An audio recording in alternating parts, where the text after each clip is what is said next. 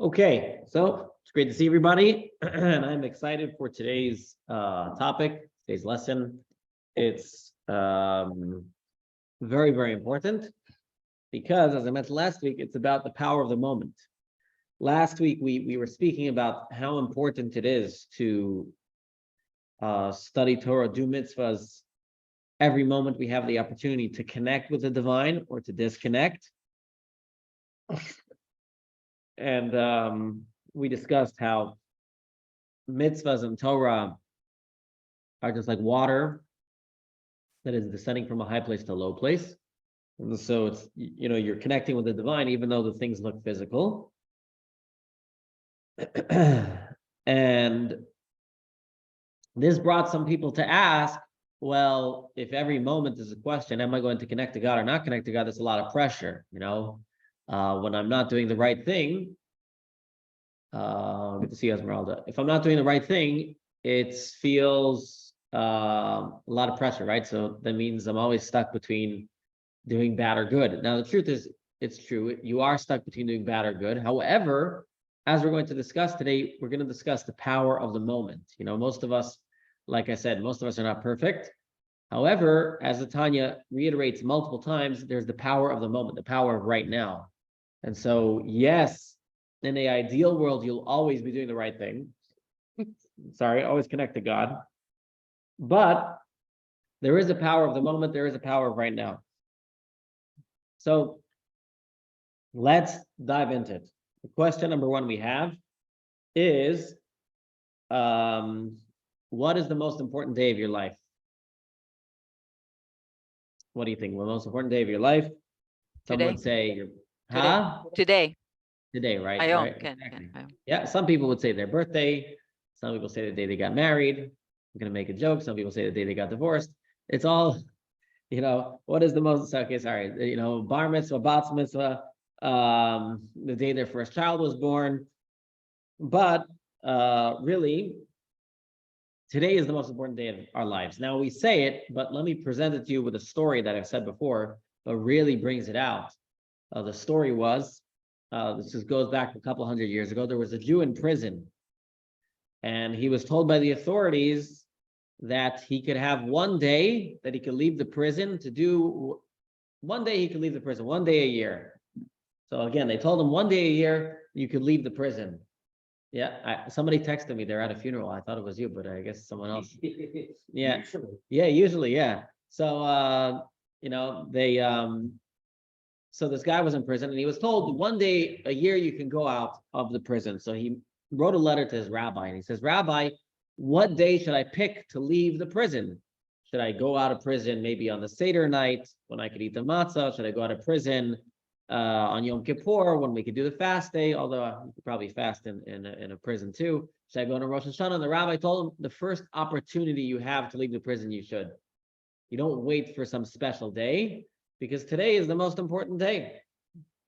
You don't wait for Pesach, you don't wait for Shavuos, you do it today. And today we're going to take it even further. Not only is today the most important day, but this world is the most important world, okay? If you're in this class, hopefully you believe in heaven, but even if you don't, obviously Judaism does. And what do we call heaven in Judaism? If you make it to a good place, what do we call it? Eden. The Garden of Eden. Yeah, your soul will go up to Gan Eden. Your soul, after we pass away. Also, the Jewish view of hell is we don't stay there for a long time anyway. So pretty much everybody's getting to heaven. Everybody's getting to Gan Eden, the Garden of Eden. So we obviously understand the Garden of Eden. Good to see you, Baruch. The Garden of Eden is a much nicer place than here, right? I'm going to assume. What do you think a soul does in the Garden of Eden? Okay, so again, you live a long life, you live a life of good repute, you do good deeds, you do Torah, mitzvos, you connect to God, you get to heaven, and you get rewarded. What does the reward for a soul look like? I can assure you, it's not herring and kugel. It's having the privilege to look at Hashem's face and enjoy his radiance. Okay, so it's Be near interesting him. because you actually said, two things, which if we break it down are actually different. Because you said, look at Hashem's face and enjoy his radiance. So in Kabbalistic parlance, looking at God's face and God's radiance are two separate things. Radiance is the shine of the person, not the person themselves. Whereas the person's face is much more direct communication. So it's just it's interesting.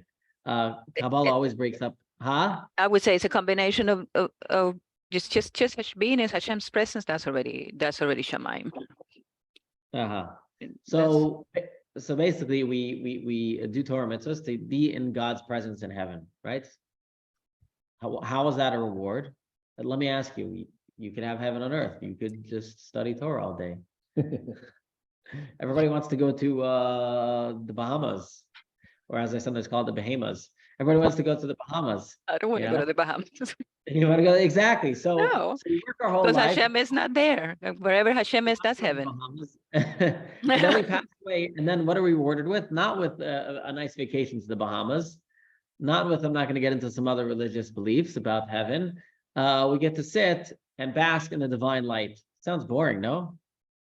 Not to me. That's what I work for. Oh my, No? that's it. No. You don't get to go. You don't get to go to Disney. You don't get to go to Six Flags, Hershey Park. I don't want to do that. I already did that. I want to see Hashem. Yeah. Right. So obviously, I have to present that we're talking about a soul. A soul. We only want Six Flags in the Bahamas and all those other fun stuff is because our soul's in a body. The moment our soul leaves the body, it has no desire for any of that. It's not interested in Chaim Poterovich or hockey or the Bahamas or those are all things that are connected with our body. The moment we pass away, those things don't interest us. Okay. Yeah. So what does interest the soul? Well, the answer is what interests the soul is a closeness and a feeling of God. Because don't forget, the soul is a part of God. So what more does the soul want than to connect with God, to bask in his light? Okay, so far I broke it down to you. What does a soul do in heaven? It's enjoying. It's sitting up in heaven, and it's basking in the divine light. Yes, Ellen. Is it? It's not merging with the divine light. Question. It cannot. No, it does not merge because then it would totally lose its identity. So it doesn't merge, and in fact, as we'll explain soon, it's not even close to merging. Yeah, it doesn't merge. It's a good question. No, the soul does not merge back again with God. It retains a certain level of identity and independence. Okay. It says, by the way, other life forms do merge back to their source. I think we spoke about this in other classes, like the souls of animals merge, their life force merges back with their source. They don't retain a specific identity. So they do merge back with their source. But anyways, all right, so our soul goes to heaven, it sits in heaven, and it's basking in the divine light. So let's ask you, where would you rather be? Would you rather be in heaven? I'm not saying right now per se, because nobody wants to die, but I mean, like, where sounds like a better place? Like down here in this world full of pain and suffering, or up in heaven? Where would be a better place to hang out? What do you think? Up there, right? It says that souls, what we have in the Mishnah, the Mishnah says, you are forced to live because the soul does not want to come down here. But it also says, you're also forced to die because who wants to die? But, you're forced to live because it's so much better in heaven. The thing is, but that's not the point. That's not the point. Our job is to make the world a better place. You can't do that up there. All right. It's an easy path. It's like sitting out on your lounge chair instead of working or whatever. Right, I agree, but here's right. That's what I was asking. That would be if I was asking what's the purpose. What's more beautiful? Being in heaven you would think is more beautiful. In other words, you're right. From a let me show the text, and then I'll get to what you said, and then I'll say what the Alter Rebbe is going to add on to it. So let's take a look here at the text. Just this first little text. He's going to ask on this text, okay? It says in the Mishnah, this explains why the Mishnah teaches, better is 1 hour of repentance and good deeds in this world than all of the life of the world that is coming. At first glance, the Mishnah's assertion is difficult to comprehend. How could any experience in this world where God's presence is veiled be superior to the next world where his glory will be revealed? At the simple level, the Mishnah speaks of the advantage of having the opportunity to come close to God in this world. You can draw close to God with repentance. So, and as he continues, let's continue reading. This is, I think, more to Bruce's point. And good deeds. In the next world, your relationship with him will be blissful, but static. There'll be no room for growth. While you might be closer to God in the next world, your relationship is more meaningful now. This is the classic understanding. Okay, so I'm going to stop sharing. So again, the classic understanding of this mission that says it's better to be here than in heaven is because here you have an opportunity to actually do something meaningful, right? In heaven, it's like you're on vacation. Okay? Enjoying yourself. So I think, Baruch, that's what you were saying, right? Right? Here we have the opportunity to actually do something, to work. We can actually fulfill a mission. In heaven, huh? That's correct. Yes, okay.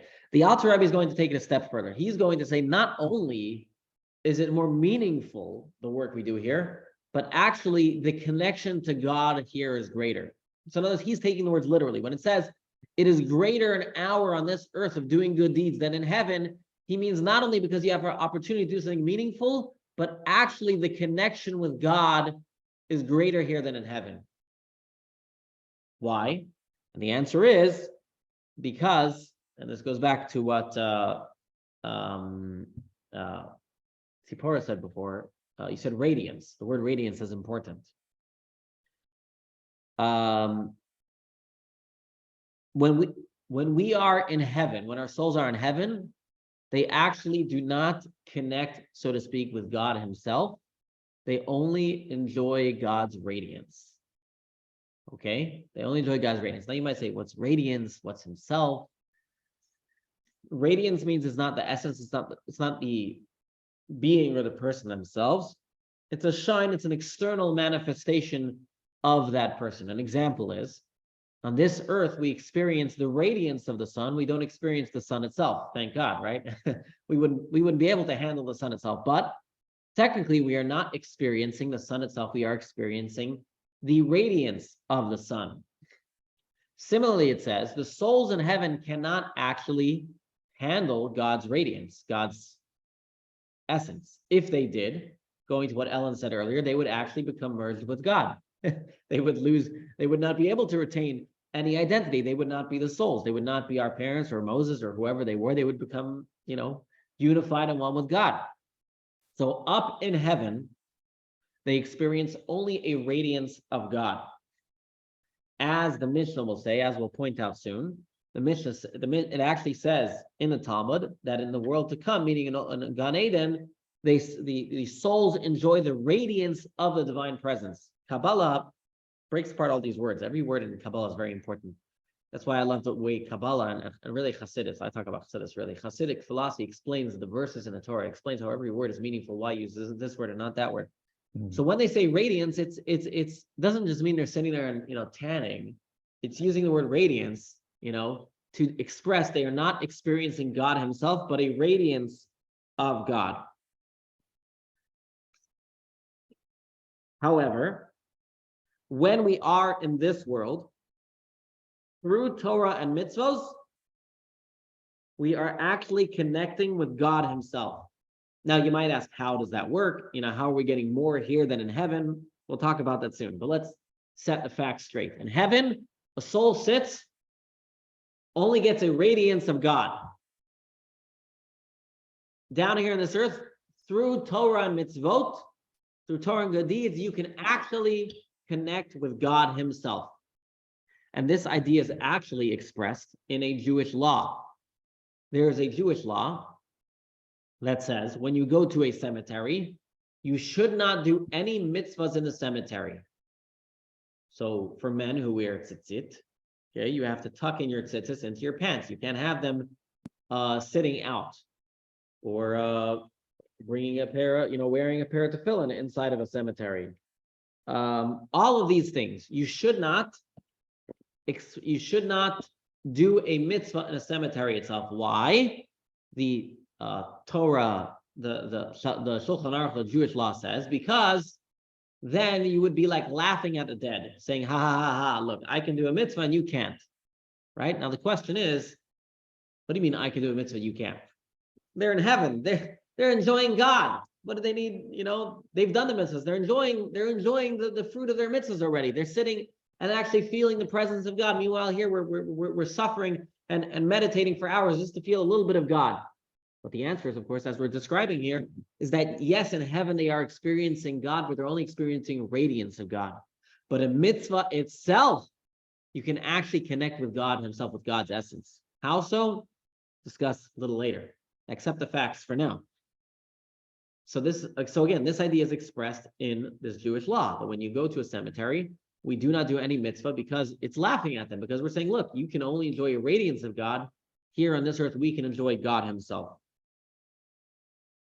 They tell a joke of two souls. One is coming into this world. When I say it's a joke, it's like a serious joke. So it's not a joke, a ha-ha joke. They tell a joke of I'll get to tearing the garment for a second. They tell the joke of one soul's coming down to this earth, one soul is leaving the earth. So they meet on the way in and the way out. So the soul that's coming says, how's the world that I'm, entering into?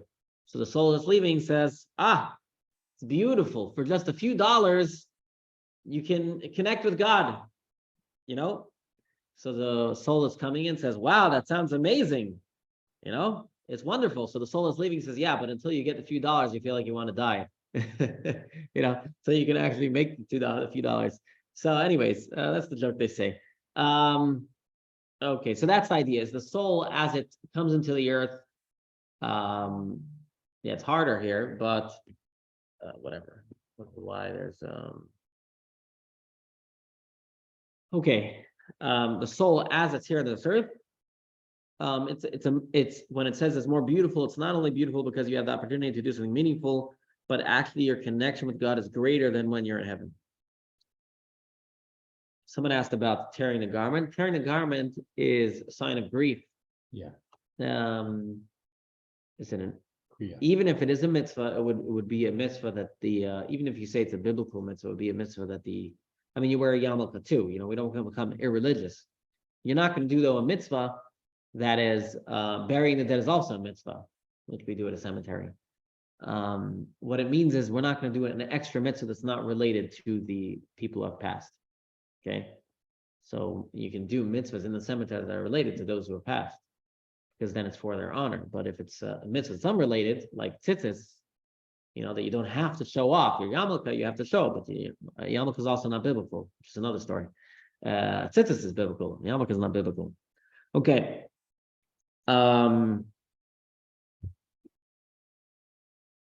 This is why, by the way, another Mishnah in Pirkei Avot says, Schar mitzvah mitzvah. The reward of a mitzvah is the mitzvah itself. What does it mean? Now we understand. The reward of a mitzvah that you get in heaven is nothing compared to the reward of the mitzvah in the moment. You get to actually connect with God. So what comes out is the actual moment is actually greater than the reward that comes many, many years later. This idea will also explain why, good to see you, Tanya. This idea will also explain why when Mashiach comes, our souls will come back down to this earth. It says when Mashiach comes, even the souls that have been in heaven for 3,000 years will come back down here. Moses will, right? The resurrection of the dead. The question is, why the resurrection of the dead? Why would the dead want to come back? Then aren't they enjoying God in heaven? Well, the answer is when Mashiach comes, actually the revelation of God here on this earth will be greater than the revelation that happens in heaven right now. In other words, like this, the revelation that happens in heaven is a radiance of God. Now, down here on this earth, we actually get God himself, but we don't feel it. When Mashiach comes, we'll get God himself and we will feel it. And therefore, when Mashiach comes, the souls will have the resurrection of the dead. They will want to come back down to this earth. This also explains why Moses, before he passed away, it says, why did Moses want to enter the land of Israel? It says he wanted to enter the land of Israel. Well, not so much because he wanted to, swim in the Dead Sea. What's not what was interesting, but he wanted to hike Masada. That's not why Moses wanted. That's not why he prayed to God 515 times to enter the land of Israel. He wanted to do the mitzvahs that can only be done in Israel. He wanted to feel those connections. Yes, even though when he passes away, he'll feel the radiance of God, but those connections that he could get by being in the land of Israel, he could only get there. And that's why he didn't want to pass away before he got to the land of Israel. So it's just all this is to explain. And he probably also felt the connection a little bit more than we did. Okay, so let us take a look here back into the text. So we've been explaining this text that says it is greater an hour of good deeds in this world than all the time in the world to come. And now we're explaining it not just because here you have the opportunity to do something meaningful, but we're explaining it because actually the connection that your soul has with the divine, which is what your soul desires, is greater in this world than in the world to come. So let's read. It says like this. However, based on the insight of this chapter, the Tanya will now interpret the Mishnah according to a new paradigm, that we really are closer to God in this world than the next, literally. First, we need to examine how Judaism depicts the experience of the afterlife. So I explained this to you outside. We're going to read it inside, because in the world that is coming, we enjoy the radiance of the divine presence, right? We don't sit at the Bahamas or the Bahamas. We enjoy the divine presence. That's what the soul wants. What is enjoying the radiance of the divine presence, which refers to the pleasure of understanding God that was not possible of the soul while contained in the body. Being freed from the body allows the soul an unprecedented insight into the divine, from which it derives tremendous pleasure. But ultimately, that experience has its limits, since the soul is finite in its abilities. Why is it finite? Because this goes back to, I think, something we've been discussing with Ellen as well, is as long as the soul is an independent entity, it can never fully grasp God, as he says. But it is impossible for any created entity, even a very lofty one, such as a disembodied soul, to grasp more than a glimmer of the divine light. By the way, we are reading on page 73. Yeah. Right? Are we? Part of the section 3, rethinking the I afterlife. feel like I skipped a page over here. Oh, I see. It's no. Okay, no, I'm good. Yeah, okay, we're there. So the soul cannot, but it's impossible. Okay, but as he says in the text, but it's impossible for any created entity, even a very lofty one, such as a disembodied soul, to grasp more than the glimmer of divine light. The soul cannot bridge the chasm between creation and creator. It can appreciate only so much of God as its finite cognitive powers permit.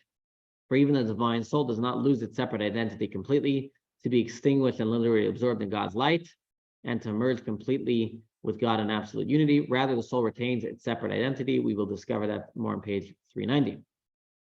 For this reason, the Talmud is careful to refer to the experience of the next world as basking in the mere radiance of the divine presence, and not the divine presence itself, which remains elusive.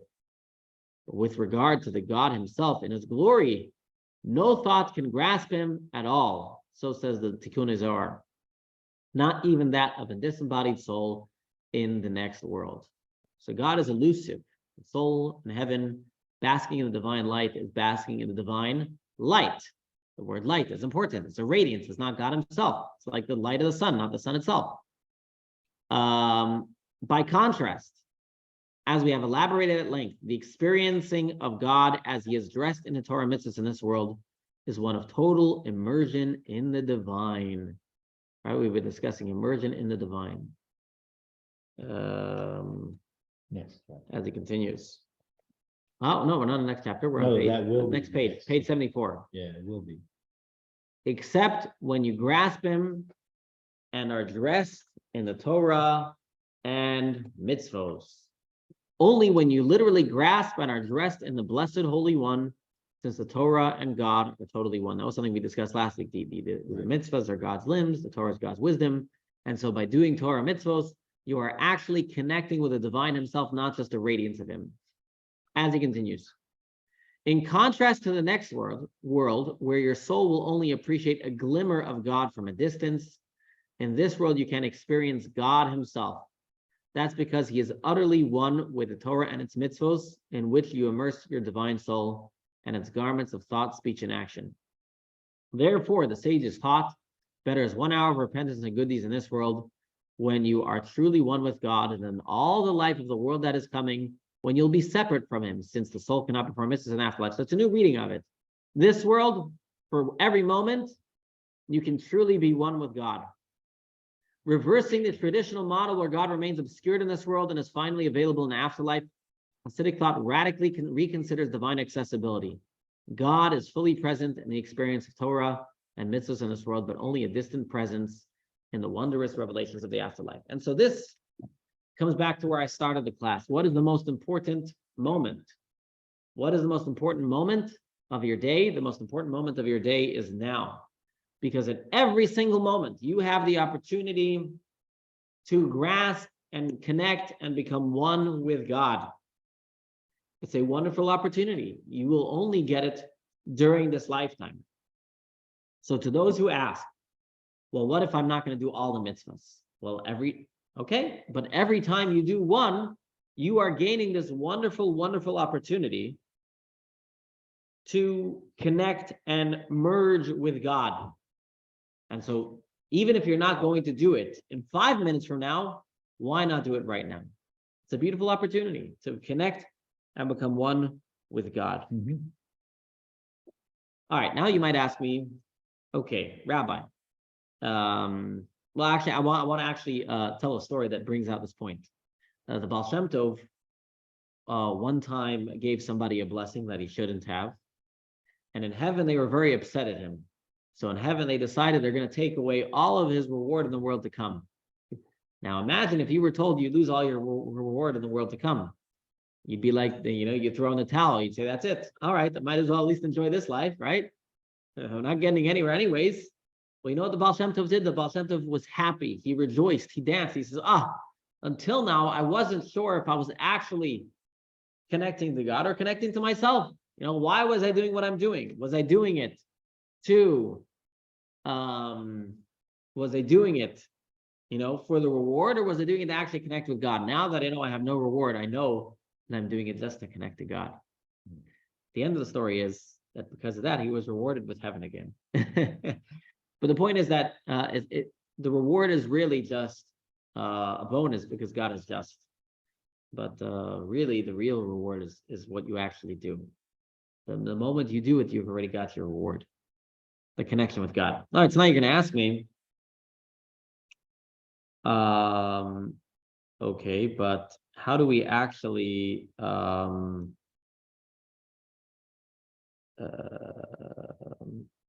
do you actually connect with God, right? How do you actually connect with God in a mitzvah? Do you feel it? Like, do you feel that you're connected with God when you do a mitzvah? So what does that actually mean, that we're actually connecting with God when we do a mitzvah? Right? So now we're saying a mitzvah is even greater. Greater than experiencing a revelation of God, you're experiencing God himself. But I'm sorry to say, when you open up your eyes, you see the world around you. You don't see the godliness in the mitzvah. For example, the mitzvah of Sukkah, it says that you're supposed to feel like a big hug from God. I see the mosquitoes in the Sukkah, you feel the hug, you feel the mosquitoes, right? It's hard. Just 1 second. Yeah. So, when you wear the tzitzis, the Zohar says you're supposed to feel the talis, you're supposed to feel the envelopment of God's light all around you. When you light the Shabbos candles, you put your hands over your eyes, you open up your eyes, and the kids are screaming. I don't know, whatever, where is... I mentioned last week that, when you're davening, it's really the same thing. Why are you doing exactly the same davening every single day?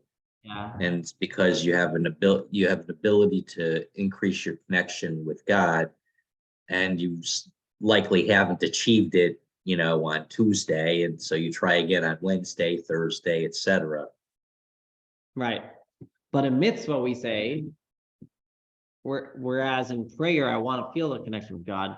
A mitzvah, we're saying you're connected with God whether you feel it or you don't. So the question is, where is the connection if you're not feeling it? What is actually happening? You can't point to it. Can't point to it. So, but what mechanism does it use? So the Alter Rebbe is going to give us a parable to help us understand the concept, to understand how we could be connecting with God Himself, and yet not feeling it. I will see you. You'll catch the recording when it goes online. Okay.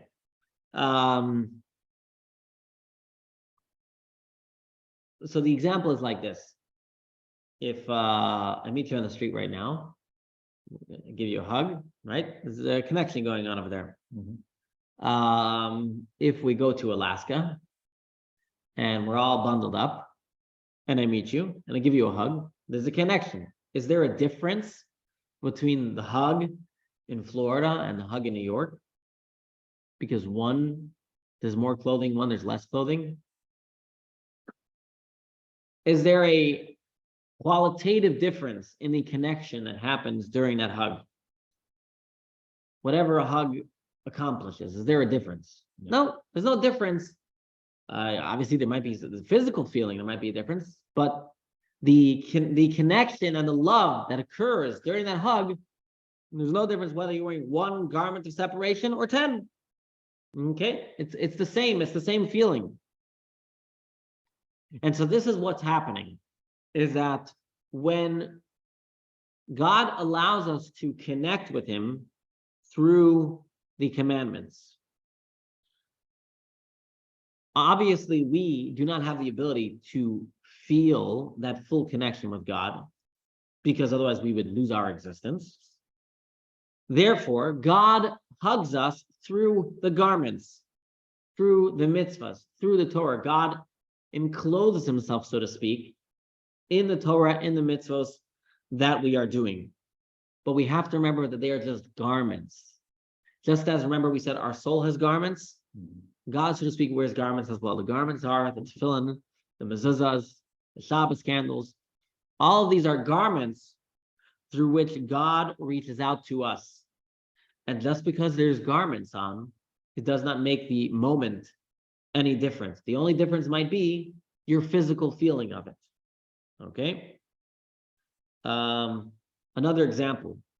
If you call your 10-year-old child, you have a deep, meaningful conversation. And then you call your 2-year-old child and you have a conversation about random, whatever things pop into your 2-year-old mind, in his 2-year-old mind. Despite the 10-year-old having a much more intellectual conversation, you can say technically you may feel a closer, in your mind intellectually, but the connection between the two children is the same. Doesn't make a difference what avenues they are using to connect with you. You are connected with them regardless of whether they can talk intellectually or whether they cannot. It is just a matter of how many garments, but the heart, the soul, the connection is still there. And therefore, when a person does a mitzvah out of love of God, and God loves us, we are in essence hugging each other, and there is an entire connection going on. So let us take a look at the text. This is how he describes it. He says, while this may seem counterintuitive, meaning the idea that here on this earth, you connect with God despite us not feeling God, right? In heaven, you feel God more, but you're not connected with God Himself. Here on this earth, you don't feel God, but you are connected with Himself.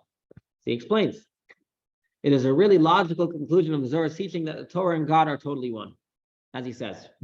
For although the Torah is immersed in mundane physical things through which mitzvahs are observed, right? In other words, the Torah we have nowadays speaks about if a cow gores an ox, or if somebody's rebellious, or somebody commits adultery, or someone lights a fire on Shabbos. These are all physical things. In heaven, they don't study Torah about these physical objects. They study in a spiritual way.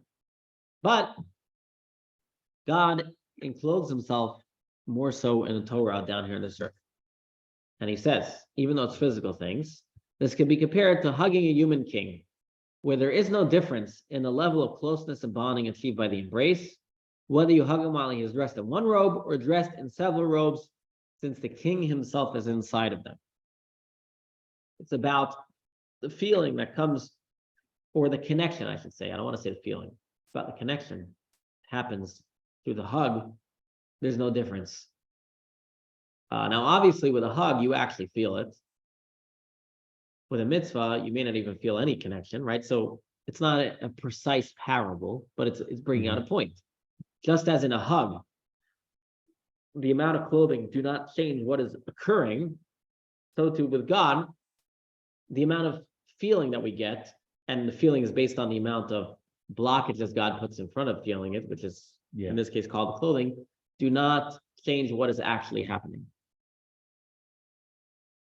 So let's continue. So let's move down. God's will and wisdom is dressed in the Torah mitzvos. Their worldly garbing does not detract from the quality of hug you achieve through them. A hug is a hug, no matter how many layers of clothing are present. And I really like the example of summer and winter because, you know, when I was younger, I used to think of it. I used to imagine this king wearing like 1,000 garments and can barely move, you know. But again, it's a parable to bring out a point, right? Just as nobody would think there's a difference if I hug you in Alaska or in Florida, there's no difference how God is connecting and bonding with us, whether there are many garments in between us or not. Also, the same is true in the reverse. When the king initiates the embrace, offering a hug with his arm, even though it is garbed in his robes, it does not affect the quality of the connection. We'll discuss this a little bit more in the next chapter, but in a hug, basically there's two elements. There's you hugging the person and the person hugging you back, right? So this is what he's describing over here. He's saying,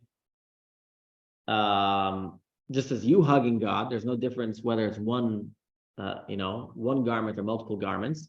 Similarly, when God's hugging you, there's no difference if it's one garment or multiple garments. So when you sit in that sukkah, so God is enclosed in multiple garments, and so therefore you see the mosquitoes, you don't see God's hug. But God's hug is there nonetheless. And he says, with this, we can understand why the Torah is compared to the right arm of God. Now, he's going to discuss more at length in chapter 5 about this dual hug that goes on. You hugging God, God hugging you. As he says, the verse states, and his right hand embraces me. This is from the book of Song of Songs. Meaning the Torah, which was given by God's right hand, which is symbolic of benevolence. So in a Kabbalistic paradigm, the right is always the kind, the left is always the judgment. Okay, right is kind, left is judgment. So when it says God's right hand embraces me, what's God's right hand is God's benevolence, what is God's benevolence? God's benevolence of willing to enclose himself within the mitzvahs. So in other words, although when you're doing a mitzvah, you are connecting with God because you're reaching out to him, you're hugging him. But in a sense, he had to do the first step. He had to first hug us. What does it mean he's hugging us? First, he has to be kind and put himself in that clothing. And so that's what it's saying. God's right hand embraces us, meaning God put himself in a place where we can hug him. That's the beauty. That's amazing. It's amazing that God decided to do that because he didn't have to do it, right? God gave us this beautiful opportunity to connect with him. It's a kindness. He could have remained where he was, but he decided to allow us to connect with him. As he says, God's willingness to dress his infinite self in finite garments for our benefits, and water. Kindness is also called to water, alluding to the idea that God's presence is not diminished by the worldly garbing of the Torah and mitzvos. Just as water remains the same after it flows from a higher place to a lower one, as we explained earlier. So here we have in this chapter. This is the conclusion of chapter 4, which was discussing garments, and we went from our physical garments to God's garments. So, but let's finish off this point before I recap what the whole chapter said. What we ended off over here saying is that when we do a mitzvah here in this world is much greater than the Garden of Eden because we can actually hug God, and God, so to speak, hugged us. He enclosed himself in the clothing of mitzvahs, and we can actually connect with him. And there's no difference between hugging him with one thing or with multiple elements. The main thing, though, is God himself. And I want to give an example, another example. There was a famous chassid in Russia, Rabbi Shlomo Chaim Kesselman. He was in the USSR back in the day under the Soviets. He was put in prison for the crime of spreading Torah mitzvahs. And he had two twin sons, and they had their upsharnish, and their mother took a picture and put their hair that they cut off of the upsharnish in a bag and sent it to her husband in prison. And when her husband got out of prison, he said, more than the picture, I was excited by the hair. Why? Because the picture is just a copy of his children. The hair was like his children himself, it was a piece of his children, So that's the idea, is that mitzvah, we can connect with God himself. It's exciting. The revelation of God, God's shine, God is, reveals himself. It's all nice. It's all wonderful. God can come down and give you prophecy even. Okay. But that could actually just be a sign of God. It's not a God himself. Whereas a mitzvah, you have the opportunity to connect with God himself. So think about this. Through a mitzvah, you can actually be in some ways greater than a prophet. Because prophecy, aside from Moses, it says only Moses had direct communication with God. All of the prophets, it says, they got like a sign, a dream or whatever, it wasn't a direct vision of God. It's cloudy, it's murky. They got a sign of God. When you do a mitzvah, you have the opportunity to connect with God himself.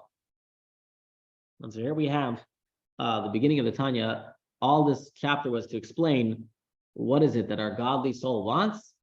This is what our godly soul wants. The godly soul wants, through the garments, thought, speech, and action, it should connect with the divine. It should be able to connect with God himself.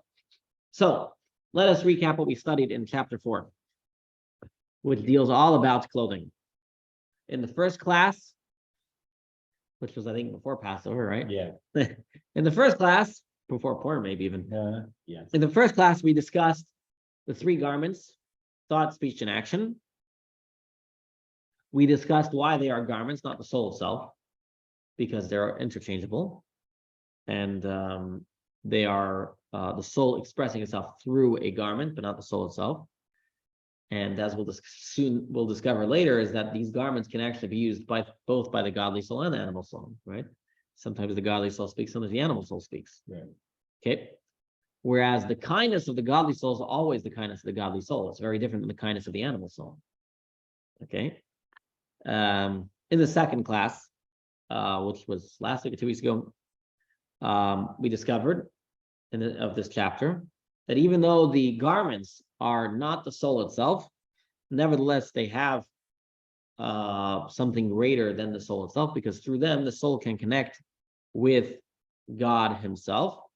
And in this class we dug even further into that idea, how that actually works, what it means. We discovered it through discussing a Mishnah which says that this world is greater than the world to come. And that was an expression of this idea that on this world we can do something that we cannot do in the world to come, and that is to connect with God himself. How does it actually work? Well, there's no difference between one piece of clothing or multiple pieces of clothing. And I think the lesson from this class is just obvious. I mean, you can read it. He wrote in the Practical Tanya on the sidebar. I don't think it'll take us, too long. It was on the previous page.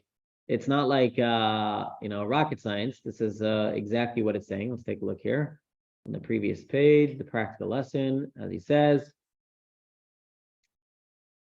Even though a mitzvah is this worldly ritual, it's really like hugging a king while he is dressed in a robe. The robe doesn't get in the way of the hug. You can't get closer to God than that, because through the embrace, you are one with him. Even the afterlife cannot compete. And so the lesson to us is, this is what our godly soul wants. We've explained why our godly soul wants it, because we want to connect with God. And if we want to connect with God, this is the way to do it.